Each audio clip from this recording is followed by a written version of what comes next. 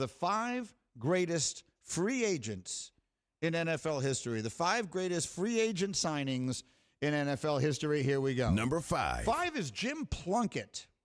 Jim Plunkett was the number 1 pick in the draft once upon a time by the New England Patriots, won the Heisman, was a bust, was absolutely a bust in New England and San Francisco. Signed with the Raiders as a free agent as a backup in 78. Barely played until 2 seasons later.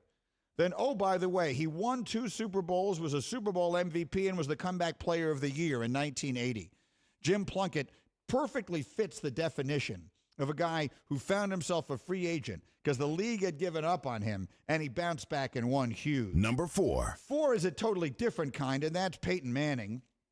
Peyton Manning is the opposite of that. The league had sort of given up on him because of injury, or at least his team had moved on because his injury dictated they could use their first pick in the draft on Andrew Luck. So all he did was go to Denver and go 45-12, was not only the comeback player of the year in 2012, MVP in 2013, threw 55 touchdowns that year in 4 seasons in Denver, made it to 2 Super Bowls and won 1 of them. Peyton Manning rejuvenated a franchise that has not gotten it right at quarterback other than that since John Elway was there. And so he's number 4 on the free agent list. Number 3. 3 is Brady. And I know what you're going to say to me. You're going to say, how can I put Tom Brady's 1 season ahead of Peyton Manning's 4 in Denver? Well, I'm glad you asked. Peyton Manning won 1 Super Bowl in Denver. Was he the reason they won it? No, he was definitively not. It was definitively not.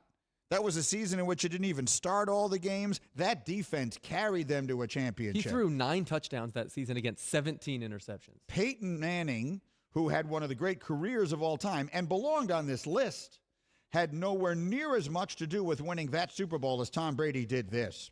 Tom Brady showed up in Tampa, took over a team that was under 500, and won the championship in his first year.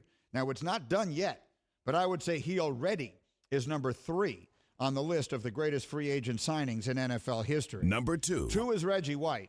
And Reggie White was the first major free agent signing ever when free agency first came into the league in 1993. He averaged over 11 sacks a year, 96 in the 96 Super Bowl season. He had 3 sacks. He was the 98 Defensive Player of the Year. He really transformed Green Bay. And he also sort of ushered in the era of free agency in the NFL to where those players could make a difference. We didn't know how that would work in football. Well, Green Bay brought him in. He said God told him to go to Green Bay, and he and Brett Favre and company won the Super Bowl there. And so Reggie White, who for years was considered the greatest free agent signing ever, has now fallen down to number 2. Number 1. Because 1 is Brees.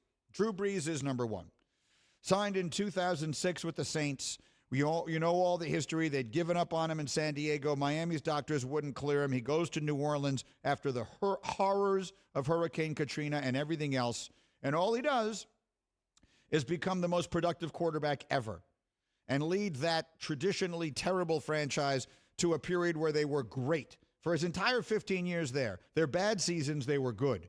And their good seasons, they were great. And their best season, they won the Super Bowl. And they got a bunch of tough breaks and bad calls that kept them possibly from winning more. Thank you for watching ESPN on YouTube. For live streaming sports and premium content, subscribe to ESPN+.